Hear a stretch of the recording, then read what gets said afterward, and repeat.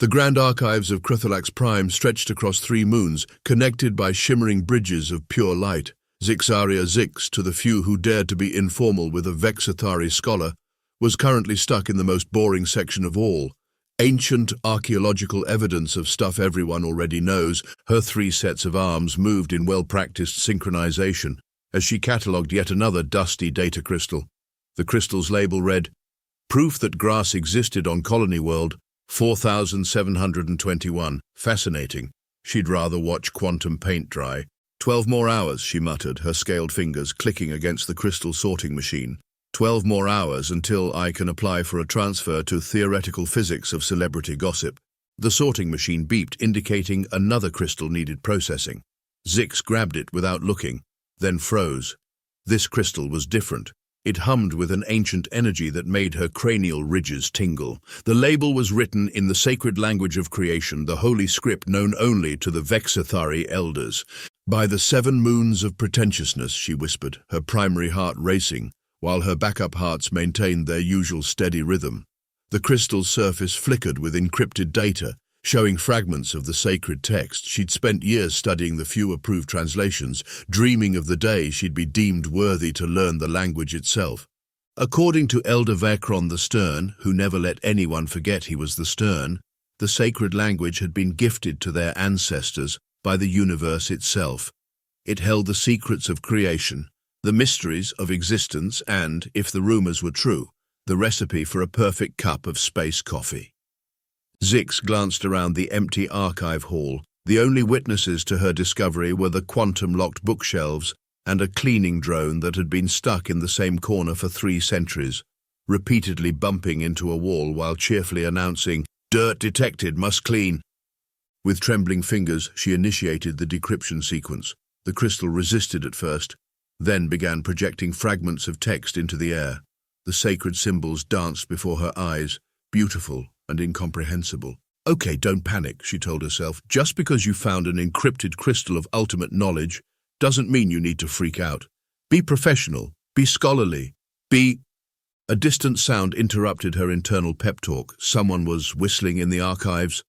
Such casualness was practically heresy. Zix carefully secured the crystal and followed the sound, her footsteps silent on the quantum-stabilized floor. The whistling led her to the public restrooms. Strictly speaking, not part of her jurisdiction, but her curiosity overwhelmed her usual regard for bureaucratic boundaries. She peered around the corner and saw a human teenager, wearing the universal outfit of a bored student on a field trip, scuffed gravity boots, cargo pants with too many pockets, and a hoodie with the phrase, "Space is like high school but with more aliens," printed across the back. The human was looking at the bathroom wall, head tilted to one side, and they were reading the graffiti that was written in the sacred language of creation, reading it as casually as a shopping list. "No way," Zix whispered, her cranial ridges fully extended in shock. "That's impossible. That's—" The human turned, noticed her staring, and gave a friendly wave. "Oh, hey! Quick question. Does this mean all hail the mighty space cats? Or, please don't feed the librarians after midnight? The hieroglyphs are a bit smudged." Zix's primary heart skipped a beat while her backup hearts decided this was a good time to take a vacation. She opened her mouth, closed it, opened it again, and finally managed to squeak out, "This can't be. Only the elders knew that language." The human blinked. "Wait, what? This is just ancient Egyptian. We learn it in school. Well, some schools. I mean, it's an elective, but the teacher lets us watch The Mummy, so everyone takes it." And that's when Zix's perfectly organized world began to unravel, starting, appropriately enough, with graffiti in a bathroom that read, "Beware of toilet snakes," in what she'd always believed was the sacred script of the universe itself. Zix tried to compose herself, straightening her academic robes and adjusting her name badge that read, "Junior Assistant to the Deputy Sub-Librarian of Pre-Certified Knowledge." She cleared her throat with all 3 of her vocal chambers. "Excuse me, but that's completely impossible. Those are sacred texts passed down through generations of—" "Nah, that's definitely hieroglyphics," the human interrupted, squinting at the wall. "Though whoever wrote this had terrible handwriting. Pretty sure that Ibis looks more like a drunk penguin." "I am Zixaria of the noble house of perfect posture and impeccable grammar," Zix announced, falling back on formality. like a security blanket. And you are? Jamie Chen, sophomore, Roosevelt Space High, they replied, offering a fist bump that Zix stared at in confusion. Currently trying to avoid my class tour because Miss Martinez is explaining the history of quantum paperclips again. Zix's cranial ridges twitched. You learned our sacred language in high school. Yeah, it was either that or space Latin, but my sister said Latin's just conjugating verbs about sailors throwing dolphins, while in Egyptian class we get to watch mummy movies and draw cool birds. Jamie pulled out their phone, a device that looked like it had survived several falls from orbit, and pulled up their class notes. See, we just finished the unit on New Kingdom graffiti. Did you know ancient Egyptians used to write stuff like "This temple is boring" and "Hierophant Amenhotep snores during ceremonies on sacred walls"? Zix felt her world tilting sideways. She grabbed the crystal from her pocket, the one she'd just found. Then can you read this? Jamie peered at the floating symbols. Oh yeah, that's way clearer than the bathroom graffiti. Let's see. Warning, this scroll contains the secret wisdom of the ages. They squinted. Wait, no, sorry. It's warning. This scroll contains spicy food recipes that will impress your in-laws. Zix's third leg joints gave out and she slid down the wall to sit on the floor. But our entire civilization is built on the sacred nature of these texts. The elders spend decades learning them in secret chambers. There are 17 different ceremonies just to earn the right to look at them. Wow, your elders sound intense, Jamie said, sitting cross-legged on the floor next to her. At our school, we just need to maintain a B average and not fall asleep during hieroglyph pop quizzes. A terrible thought struck Zix. The crystal repository. There are thousands of untranslated texts. The elders say they're slowly working through them, revealing wisdom when the time is right, but they probably just can't read them very well. Jamie grinned. I mean, hieroglyphics are tricky. Our teacher says it's like trying to understand internet memes from 500 years ago without any context. Zix looked at the human with all four of her eyes. You could help me translate them. I could, Jamie agreed, but what's in it for me besides, committing what sounds like major religious heresy? Zix glanced around conspiratorially. I could teach you Vexithari swear words, the really good ones that make Elder Vacron's facial tentacles curl. Jamie's eyes lit up. The kind that would get me detention in every known galaxy. No. The kind that would get you detained by the Department of Linguistic Decency. Deal, Jamie stuck out their hand. Partners in archaeological crime? Zix stared at the offered hand, her career flashing before her eyes. On one side, potential exile, disgrace, and being banned from every library in the galaxy. On the other, discovering the truth about her civilization's most sacred texts with the help of a human teenager who took ancient Egyptian as an elective because they got to watch mummy movies. She took Jamie's hand. Partners, but if we get caught, I'm telling everyone you're an evil, shape-shifting library spirit. Fair enough, Jamie laughed. First lesson, ancient Egyptians had 37 different hieroglyphs for cat poses. Second lesson, this bathroom graffiti is actually a really good recipe for space falafel. And that's how Zixaria, promising young scholar of the Vexithari, found herself sitting on a bathroom floor, learning that the secrets of the universe might just be an ancient cookbook with a side of cat memes. The Grand Archives food court was technically off-limits to non-staff members, but Jamie had discovered that wearing a lab coat and carrying a stack of important-looking papers could get you practically anywhere. They'd chosen a table hidden behind a massive potted plant that was currently going through photosynthetic puberty, occasionally releasing embarrassed puffs of purple oxygen. Okay, hit me with another one, Jamie said, mouthful of something the cafeteria claimed was a sandwich, but seemed to be questioning its own existence. Zix glanced around nervously before sliding another crystal across the table. This one's supposed to contain the secret teachings of the first enlightened one. Jamie pulled out their battered copy of Hieroglyphics Through the Ages, now with more bird symbols, and began translating. Their eyes widened. Oh my God! What ancient wisdom does it contain? It's a collection of walk like an Egyptian dance tutorials. Jamie turned the crystal, watching the symbols float, with a whole section about how the artist kept drawing the same bird wrong and just rolled with it. Zix's cranial ridges drooped. That's impossible. The elders say this crystal contains the fundamental truths of reality. I mean, it does have some pretty sick dance moves. Jamie demonstrated a particularly complex hand gesture. Look, this one's called The Sacred Ibis Gets Its Beak Stuck in a Papyrus Roll. Over the next few hours, they worked their way through more crystals. The prophecies of eternal wisdom turned out to be a series of increasingly elaborate puns about pyramids. The celestial guidelines for spiritual enlightenment was actually a heated debate about whether cats should be allowed in the royal granary. I don't understand, Zix moaned, face-planting onto the table with all four eyes closed.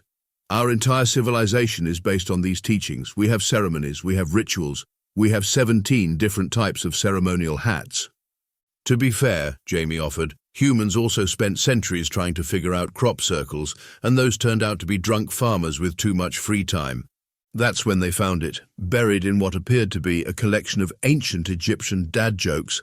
Why did the mummy refuse to take a bath? They were afraid of waterlogging their bandages.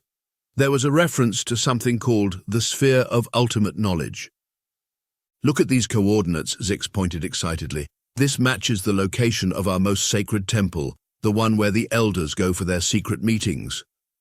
Jamie squinted at the text. According to this, some human explorers left it there as a gift?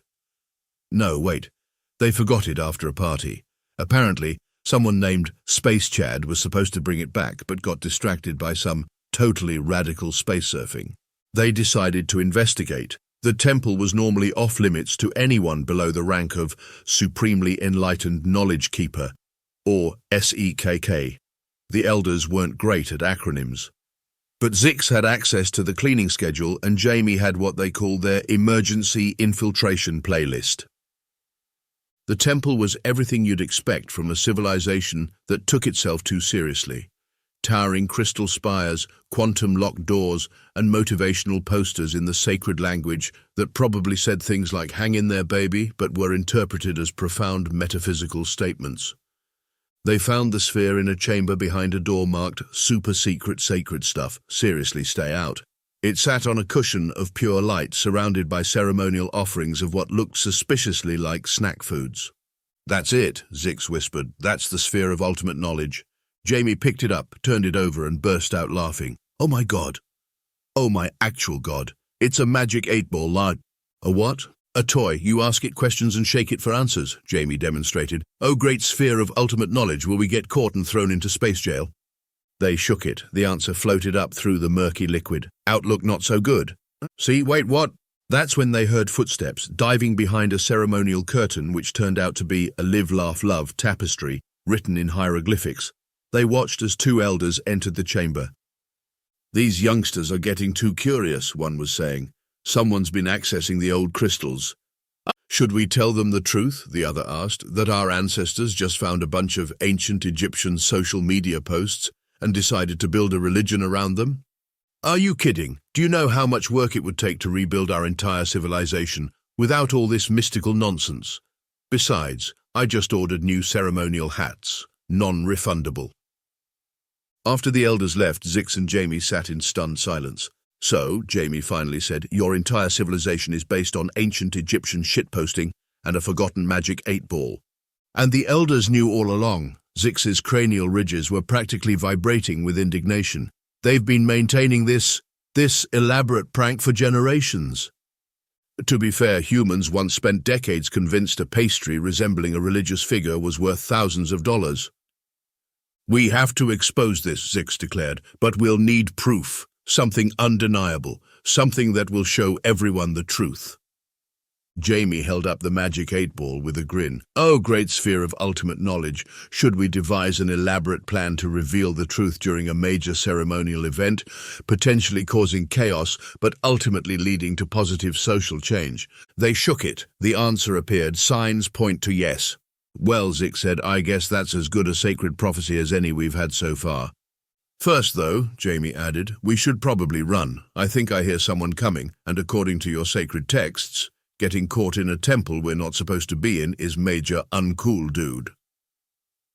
As they snuck out, Zix couldn't help but notice that the temple's supposedly divine architecture included what was clearly an ancient Egyptian version of Cool S that everyone draws in middle school. Somehow, that felt appropriately symbolic of her entire civilization. The trouble began when Elder Vacron the Stern materialized in the archive's main hall, like a disapproving space ghost. His facial tentacles were curled so tightly they looked like angry pipe cleaners, and his ceremonial robes rustled with barely contained irritation. "Attention!" His voice boomed through all 17 official announcement channels, plus the cafeteria's smooth jazz station. "Unauthorized access to sacred texts has been detected. This is a Category 5 emergency. That's 2 categories higher than a quantum paper cut." Zix, who'd been teaching Jamie the proper pronunciation of a particularly spicy Vexithari curse word, nearly jumped out of all 3 of her skins. "Oh no, no, that's Vacron. He once gave a student detention for thinking too loudly during a quantum physics exam." "Chill," Jamie said, already pulling out their tablet. "Watch and learn. The ancient Egyptians didn't just leave us memes. They were masters of the ancient art of skipping class." 10 minutes later, they both had perfect replicas of official hall passes, complete with hieroglyphic seals that technically translated to, "This person is totally allowed to be here for real, no cap," but looked impressively official. They managed 3 days of close calls. There was the incident with the quantum card catalogue that almost gave away their position. Jamie convinced it they were doing a surprise inventory check. Then came the close shave with the archive's security drones. Zix remembered they all ran on Windows Vista and just had to restart them. But their luck ran out on day 4. Vacron's heavy footsteps echoed down the corridor just as they were examining a crystal that appeared to contain ancient Egyptian hot takes about pyramid design choices. "Quick!" Zix whispered, yanking Jamie into the nearest door, which turned out to be a janitor's closet. A very occupied janitor's closet. "Welcome to the quarterly meeting of Local 462 of the United Sentient Cleaning Supplies Union," announced a mop that was definitely better spoken than most of Zix's professors. Today's agenda, discussing the unfair treatment of feather dusters in high-altitude situations. They found themselves facing a full union meeting. Mops, brooms, vacuum cleaners, and what appeared to be a very philosophical sponge all turned to stare at them. A bottle of multi-surface cleaner cleared its throat, or cap, technically. Well, it said. "What do we have here? Some management spies, perhaps?" "Wait!" Jamie stepped forward, squinting at the union contract floating holographically in the center of the room. "Your contract? It's written in hieroglyphics." "Of course it is," huffed an ancient feather duster. "The management insisted on it, said it was traditional, but none of us can read it properly, so we've been getting the short end of the stick. No offense meant to my stick-based colleagues." Jamie grinned. "What if I told you your lunch break clause actually entitles you to 3 hours instead of 30 minutes, and there's a whole section about hazard pay for cleaning up quantum spills that nobody's been enforcing?" The cleaning supplies huddled together, whispering excitedly. The mop stepped forward. "You can read the sacred language? You could help us understand our rights?" "Better than that," Jamie said, pulling out their tablet. "I can help you renegotiate. These hieroglyphs, they're not even using proper grammar. It's like they wrote it using ancient Egyptian Google Translate." For the next hour, while Vacron stalked past their hiding spots 7 times, they could tell by his increasingly frustrated muttering about youth today and their lack of proper ceremonial posture. Jamie and Zix helped the cleaning supplies understand their contract. Turned out they were entitled to premium oil changes, rust insurance, and special compensation for dealing with temporal paradox residue. "This changes everything," the philosophical sponge declared. "We've been living a lie." "Welcome to the club," Zix muttered. The vacuum cleaner, who'd been quietly humming in the corner, suddenly spoke up. "We could help you, you know. We go everywhere in the archives. We see everything. And nobody ever pays attention to cleaning supplies." "Are you proposing," Jamie asked with a growing smile, "a coalition between rebellious teens and organized labor?" "We prefer collective action for mutual benefit," the mop corrected. "But yes, you help us get justice, we help you expose the truth about the sacred texts. Plus, we know all the best hiding spots. The quantum physics section hasn't been cleaned in 3 centuries, not even Vacron goes in there." They sealed the deal with a somewhat awkward group handshake. Trying to shake hands with a sponge is trickier than you'd think. Just then, Vacron's voice echoed from right outside the door. "I sense unauthorized translation in this sector." But when he opened the closet, he found only industrious cleaning supplies going about their business, and a note written in perfect hieroglyphics that read, Clean your own quantum mess for once. We're on our legally mandated break. Vacron's facial tentacles did 7 complete rotations of confusion before he stormed off, leaving behind a very smug mop and 2 teenagers hidden in supply boxes, trying not to laugh. You know, Zix whispered to Jamie, I'm starting to think the ancient Egyptians would be proud of how we're using their language. Oh, totally, Jamie whispered back. Nothing more Egyptian than using hieroglyphics to stick it to the man. The grand ceremonial hall of ultimate truth and occasional potlucks was packed. Every Vexithari within 17 star systems had come to witness what the elders promised would be the most profound revelation since we discovered those hieroglyphics that turned out to be a recipe for space hummus. Zix and Jamie crouched in the ventilation shaft above the hall, accompanied by their cleaning supply allies. The vacuum cleaner was running on stealth mode, which mostly meant it had put on a tiny ninja headband. Everyone clear on the plan, Jamie whispered, checking their tablet one last time. The mop gave a military salute. Operation Clean Up This Mess is go. Also, we're due for overtime after this. Below them, Elder Vacron took the stage, his ceremonial robes swishing dramatically. My fellow Vexithari, today we shall reveal the greatest truth contained within our sacred texts. That's our cue, Zix said. She turned to the philosophical sponge. Hit it! The sponge pressed against a control panel, and suddenly every screen in the hall lit up with a video compilation titled Top 10 Ancient Egyptian Cat Memes, 3000 BC edition. Gone wrong. Pharaohs react. Vacron froze mid-gesture. What is the meaning of... Behold, Jamie's voice boomed through the hall's speaker system, courtesy of a very tech-savvy bottle of glass cleaner. Your sacred texts revealed. The screens showed ancient wall paintings of cats in various poses, each one matching exactly with passages from the most holy prophecies of ultimate wisdom. The audience gasped as split-screen comparisons appeared, showing their sacred texts side by side with what were clearly ancient Egyptian social media posts. That's right, Zix announced, dropping from the ventilation shaft onto the stage with all the drama her species was famous for. Our most holy writings are just ancient Earth memes.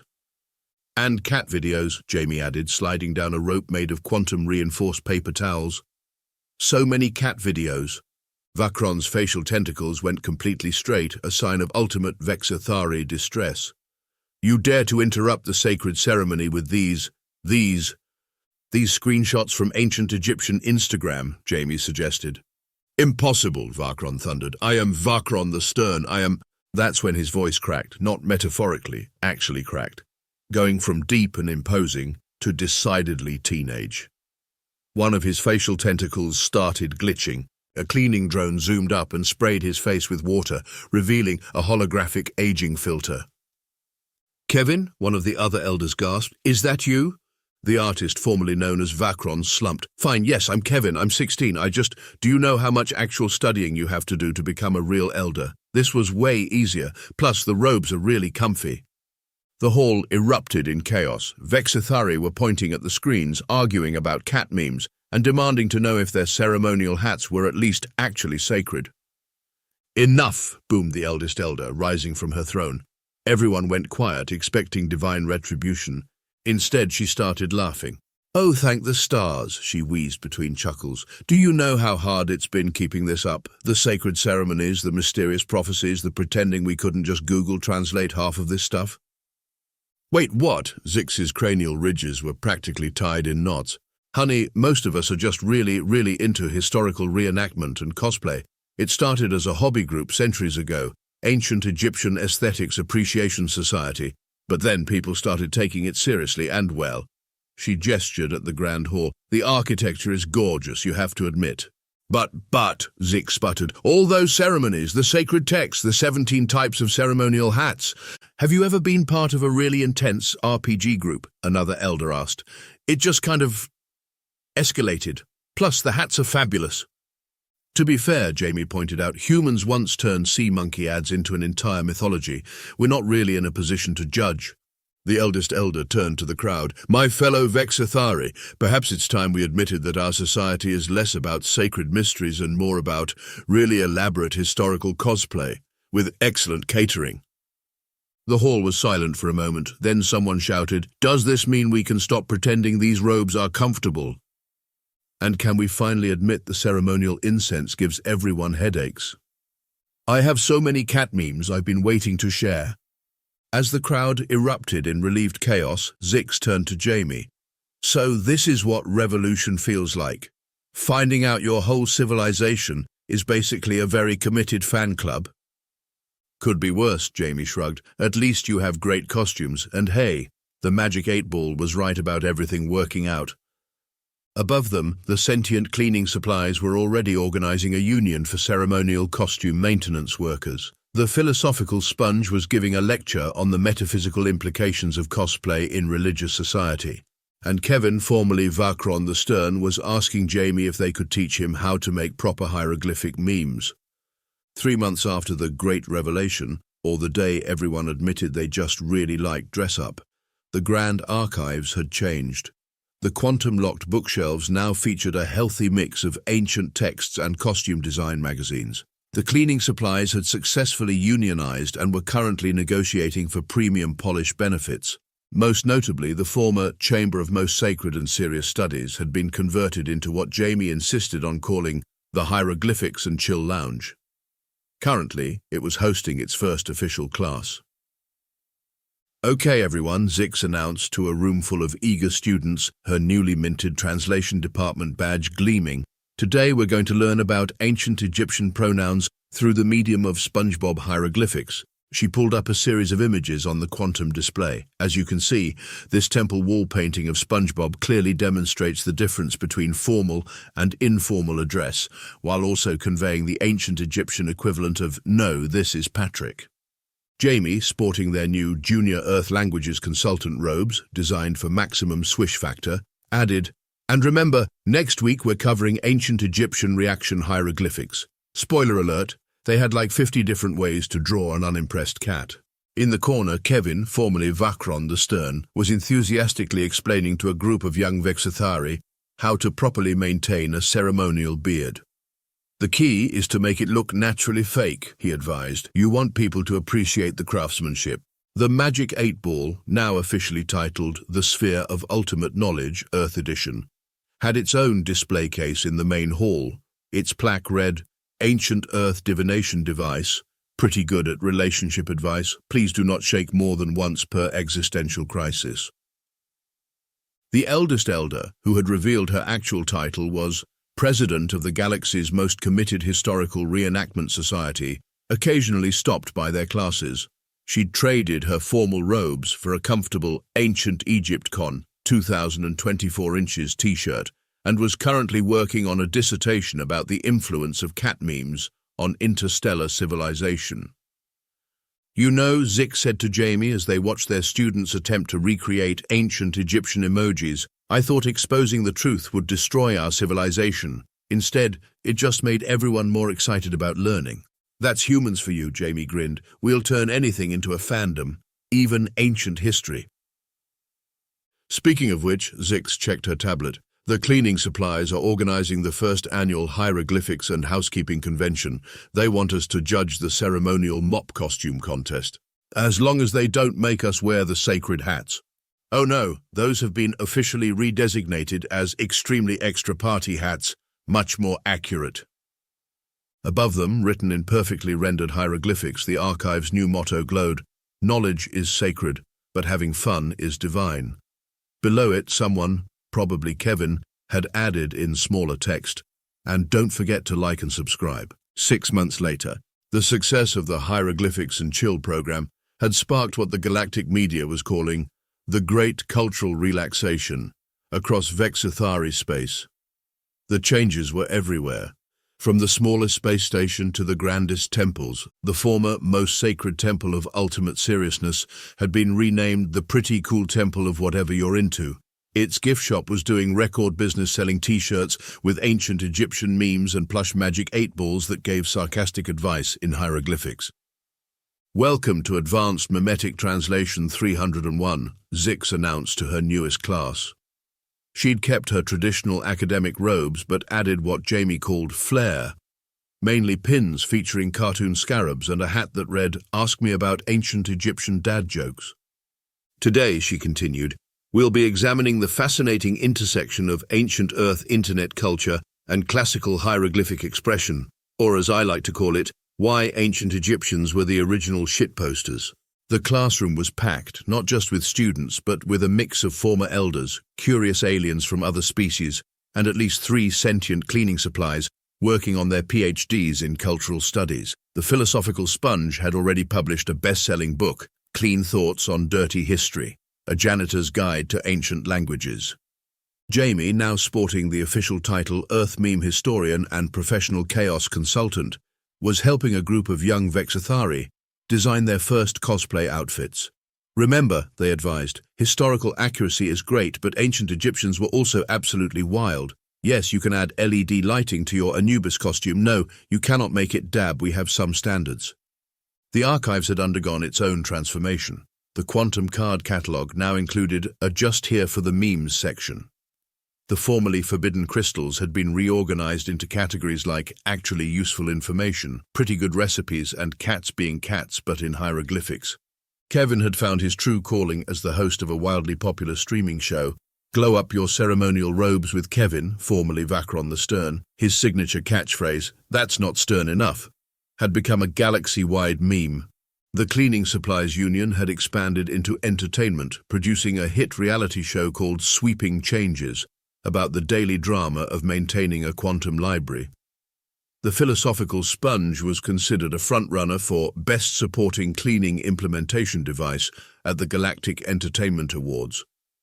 But perhaps the biggest change was in how the Vexathari approached their own history. The former Chamber of Sacred Artifacts had been transformed into an interactive museum called Stuff We Found and Things We Made Up About It. Each exhibit featured both the original interpretation and the actual translation, with a healthy dose of self-aware humor. "Check this out," Jamie said one day, showing Zix their latest discovery. "We found an ancient Egyptian version of Instructions Unclear, Got Head Stuck in Pyramid." "Perfect timing," Zix replied. "We just started a new course, Ancient Engineering Fails and What They Tell Us About Universal Comedy." The Magic 8-Ball had become something of a mascot. People still consulted it for advice, but now with a healthy sense of irony. Its latest prediction, "Reply hazy, try adding more cats," had become the unofficial motto of the archive's new social media department. The cultural exchange had spread beyond just Earth and Vexathari traditions. Other species had started sharing their own sacred texts that turned out to be ancient memes, jokes, or embarrassingly earnest poetry. The Zorgaxians admitted their holiest manuscript was actually an ancient cooking show. The quantum beetles of Rigel 7 revealed their divine geometric patterns were really just ancient doodles. "You know what the funny thing is?" Zix said to Jamie one evening as they watched the sunset from the archive's newly installed Contemplation and Comedy Club rooftop lounge. "We actually are preserving our history now, the real history, not just the super serious version we made up." "That's the thing about humans," Jamie replied, sipping a smoothie the menu called Pharaoh's Fruit Punch, now with less divine intervention. "We never lost the ability to laugh at ourselves. Makes it a lot easier to learn from history when you're not trying to make it all dramatic and profound." A cleaning drone zoomed past, trailing a banner advertising the upcoming first annual Galactic Conference on Historical Hilarity and Proper Dusting Techniques. The Philosophical Sponge was scheduled to give the keynote speech, "Why the Universe is Like a Dirty Floor, Both Need Regular Maintenance and a Sense of Humor." As night fell, the archive's new holographic sign lit up the sky. "Knowledge is power, but laughter is quantum proof." Below it, in slightly smaller text, "Also, please remember to clean up your temporal paradoxes, the management and your friendly local cleaning supply union." Somewhere in the distance, they could hear Kevin filming his latest episode. 10 quick tips to make your ceremonial beard more extra than the entire galaxy. The Philosophical Sponge was probably working on their next book. To clean or not to clean, that's not really the question, because obviously you should clean. And in the former most sacred study room, now known as the Meme Dream Team meeting space, a new generation of scholars was learning that the best way to preserve history was to remember that the people who made it were just as ridiculous, wonderful, and human or alien as anyone else. Even the magic 8-ball seemed satisfied with how things had turned out. Its current message read, "Outlook good, but don't let it go to your head."